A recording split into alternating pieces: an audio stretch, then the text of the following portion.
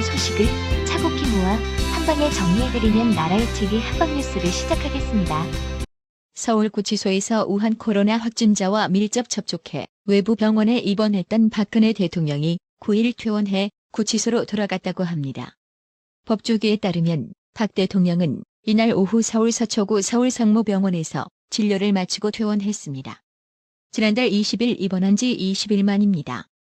지난달 19일 서울구치소 직원 한 명이 우한 코로나 전수검사에서 양성 판정을 받았고 이 직원과 밀접 접촉했던 박 대통령은 서울성모병원에 격리됐습니다.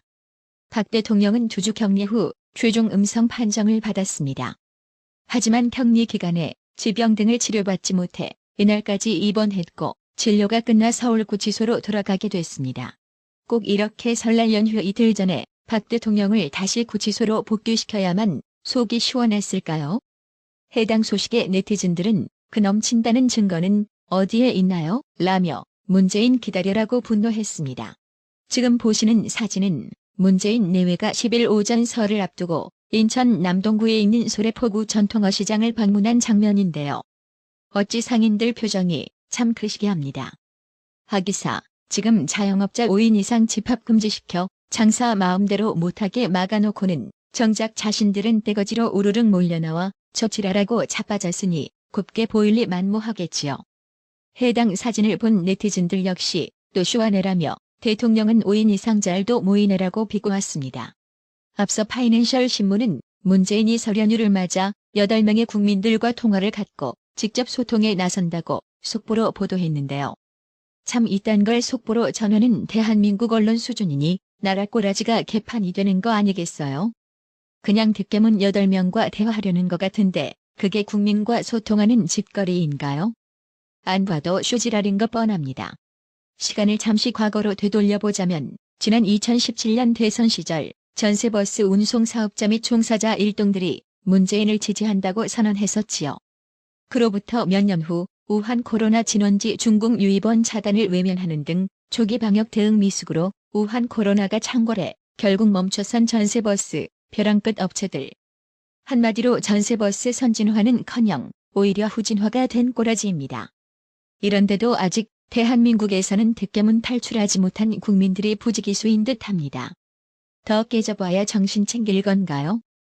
환경부 블랙리스트 사건으로 기소된 김은경 전 환경부 장관에게 법원이 징역 2년 6개월의 실형을 선고했고 김은경 전 장관은 법정 구속됐습니다. 문재인 정부 인사가 직권남용 혐의로 실형이 선고된 것은 이번이 처음입니다. 9일 서울중앙지법 형사 25-1부는 김은경 전 장관에게 징역 2년 6개월을 함께 기소된 신미숙 전 청와대 균형인사비서관에게 징역 1년 6개월 및 집행유예 3년을 선고했습니다. 하지만 청와대는 김은경 전 장관이 실형을 선고받아 법정 구속에도 불구하고 이번 사건은 환경부 블랙리스트 사건이 아니며 문재인 정부의 블랙리스트는 존재하지 않음을 다시 한번 분명히 밝힌다고 했는데요. 해당 소식에 네티즌들은 도대체 부끄러움을 전혀 못 느끼시니 한심하다. 그럼 김은경 장관은 문재인 정부 장관이 아닌가 보군요라며 뻔뻔함에 극치라고 조소하고 비꼬았습니다. 최희봉 전 청와대 산업정책비서관이 2018년 당시 산업통상자원부 원전 담당 고위 공무원에게 월성 1호기를 당장 가동 중단시킬 수 있도록 원전 관련 개수, 즉 수치를 뜯어 맞춰라. 한국수력원자력을 압박하라는 취지로 지시한 것으로 알려졌다고 조선일보가 특종보도를 했는데요. 기사에 따르면 비슷한 시기 청와대 산업정책비서관실 행정관들도 다른 산업부 원전 담당 공무원들에게 이 같은 지시를 한 것으로 알려졌습니다. 월성 1호기 조기 폐쇄를 위한 경제성 평가 조작에 청와대가 직접 개입한 정황을 검찰이 확보했다는 것입니다. 감사원과 산업부 등에 대한 조선일보 취재를 종합하면 최희봉 전 비서관은 2018년 4월쯤 당시 산업부 박모에너지정책실장에게 월성 1호기 즉시 가동 중단을 위한 수치 조작을 지시했다고 합니다. 월성 1호기 가동의 경제성이 낮게 나오도록 외부 기관의 경제성 평가 과정에서 월성 1호기의 전력 판매 단가와 이용률 수치를 낮게 잡아야 한다는 취지였다고 합니다. 최희봉 전 비서관은 그러면서 이런 경제성 평가 결과가 나오도록 원전 관리를 담당하는 한국수력원자력에 압력을 넣으라는 식의 언급도 한 것으로 전해졌습니다. 최희봉 전 비서관 밑에 있던 청와대 산업정책비서관실 행정관 2명도 같은 시기 현재 구속된 당시 산업부 원전산업정책국의 문모 국장과 현재 불구속 기소 중인 정모 과장, 이미 구속 기소된 김모 서기관에게 비슷한 지시를 했다고 합니다. 백운규 전 산업통상자원부 장관은 산업부 담당 공무원들로부터 이 같은 청와대의 지시를 보고받은 것으로 알려졌습니다. 청와대로부터 이 같은 지시가 내려오고 난 뒤부터 산업부 원전 담당 공무원들은 한수원 직원들이나 경제성평가기관 관계자들에게 월성 1호기 즉시 가동 중단을 할 수 있도록 경제성 결과가 낮게 나와야 한다고 압박한 것으로 알려졌습니다. 결국 S회계법인은 월성 1호기 판매 단가와 이용률을 낮게 책정해 원전 가동의 경제성이 현저히 낮게 나오도록 했다는 게 앞선 감사원 감사 결과이기도 했습니다. 이런 경제성 평가 결과는 그해 6월 15일 한수원 이사회에 상정됐습니다. 한수원 이사회는 그날 월성 1호기 조기 폐쇄를 의결했습니다. 조선일보는 최희봉 전 비서관에게 전화를 걸었으나 받지 않았다고 합니다. 그동안 월성 1호기 폐쇄 과정에서 청와대의 직접적 개입은 알려진 것이 없었습니다. 2018년 4월 초 월성 1호기의 한시적 가동 필요성을 보고한 산업부 정모 과장에게 백운규 전 장관이 너 죽을래라고 질책하며 즉시 가동 중단으로 보고서를 다시 쓰라고 지시한 것만 알려져 있었습니다. 관가에선 백운규 전 장관이 이런 말을 한 것도 청와대에 즉시 가동 중단 지시가 내려온 것을 보고받았기 때문이라고 관측합니다. 해당 소식에 네티즌 17,000여 명 이상이 화나요를 클릭하며 이건 국정농단이 아니라 국가파괴 내란죄다. 원전 폐쇄로 나라 망조에 빠뜨린 문가에 비하면 원전 강화로 국익 극대화했던 박근혜 대통령은 천만배 훌륭한 대통령이시다. 속히 박근혜 대통령을 석방해라고 분노했습니다. 한편 이 사건을 수사 중인 대전지검 형사5부는 법원이 백운규 전 장관 영장을 기각한 지 1시간 30분쯤 뒤인 9일 새벽 2시쯤 영장 기각 사유를 납득하긴 어려우나 더욱 철저히 수사를 할 예정이라고 밝혔습니다. 수사팀 내에선 영장 기각을 높은 강도로 반박하자는 의견도 나왔지만 납득하긴 어렵다란 말로 정리가 됐다고 합니다. 대전지검 관계자는 일단 영장 기각 사유의 의미를 분석하는 작업을 하고 있다며 수사팀이 영장 발부에 무게를 뒀던 것은 맞지만 그렇다고 수사의 차질이 빚어지진 않을 것이라고 했습니다. 검찰은 백운규 전 장관 신병 처리와 별개로 경제성 평가 조작 혐의를 입증하기 위한 수사를 계속 진행한다는 입장입니다. 법조계 일각에선 법원이 밝힌 기각 사유에 이해하기 어려운 내용이 있다는 지적도 나왔습니다.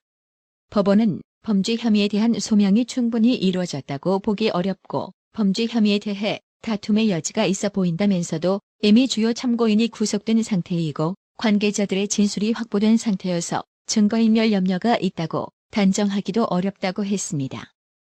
골 때리는 건 청와대 반응인데요. 청와대는 김은경 전 장관 구속에도 문재인 좌파 정권에는 블랙리스트 없다고 어이상실 입장을 밝히더니 청와대는 10일 검찰의 월성 원자력 발전소 1호기 조기 폐쇄와 관련한 수사에 대해 강민석 청와대 대변인은 서면 브리핑을 통해 월성 원전 1호기 폐쇄는 대통령 공약 사항이고 정부의 주요 정책 과제로 선정돼 공개적으로 추진됐던 사안이라며 사법적 판단의 대상이 되는 것을 납득할 수 없다라고 밝혔습니다. 진짜 뭔 개소리인지 한마디로 지랄하고 자빠졌습니다. 대통령 공약이면 이행하기 위해 불법을 저질러도 무관하다는 말인 건가요? 적법 절차에 의해 진행한 것이 아니니까 결국 수사로 사법적 판단을 통해 심판하겠다는데 이자들은 진심 뇌가 없는지 참 희한하게 해석하네요. 대전시 의원을 지낸 김소연 변호사가 자신의 언론 인터뷰 파일을 무단으로 유출시켜 민사소송의 증거로 사용한 혐의로 결국 박범계 법무부 장관을 고소했습니다. 김소연 변호사는 박범계 장관을 정보통신망법, 통신비밀보호법 등 위반 혐의로 지난 8일 대검찰청에 고소했다고 9일 기자회견을 통해 밝혔습니다. 김소연 변호사는 박범계 장관이 자신과의 소송 과정에서 증거로 제출한 대전 지역 한 방송사와의 인터뷰 미방송분 녹취록을 문제 삼았습니다. 박범계 장관의 요구로 방송사 기자가 녹취록을 유출한 만큼 불법 교사에 해당한다는 주장입니다.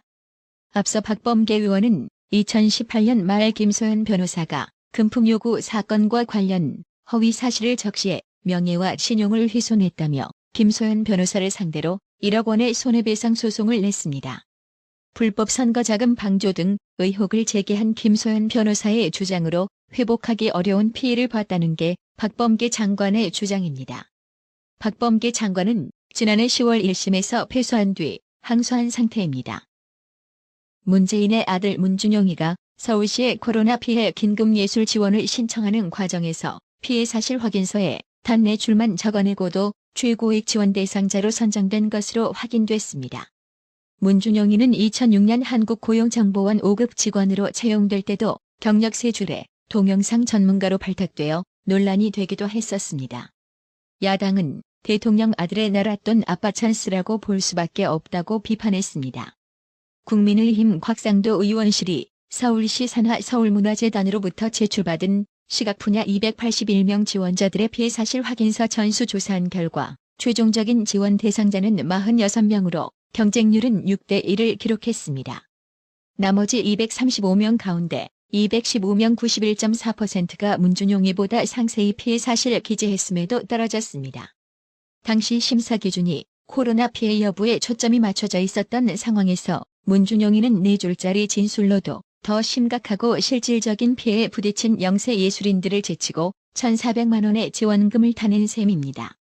논란이 확산되자 서울문화재단 측은 문준용이가 참여하려던 전시 3건이 코로나로 취소되어 손해가 크다고 했었습니다.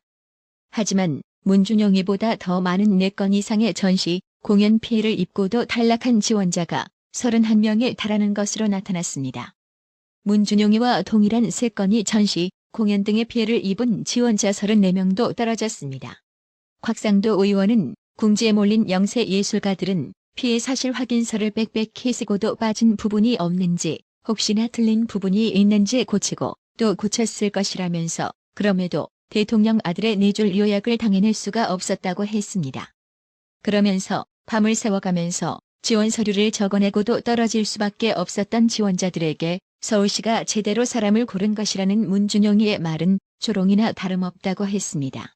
해당 소식에 네티즌 7천여 명 이상이 화나요를 클릭하며 돈 내놔라 이렇게 쓰지 길게도 썼네라며 4줄짜리 피해 확인서를 비꼬았습니다. 개똥이님, 항상 어려운 나라의 TV를 위해 오랫동안 변함없이 구독료 후원해주셔서 정말 감사합니다. 나라의 TV는 구독료 후원으로만 운영 유지되고 있으니 구독자님들의 따뜻한 정성이 필요합니다. 항상 뉴스 전달 방식에 노력하는 나라의 TV가 되겠습니다. 구독 그리고 알람 설정, 뉴스 영상 내용이 좋았다면 좋아요를 클릭해주세요.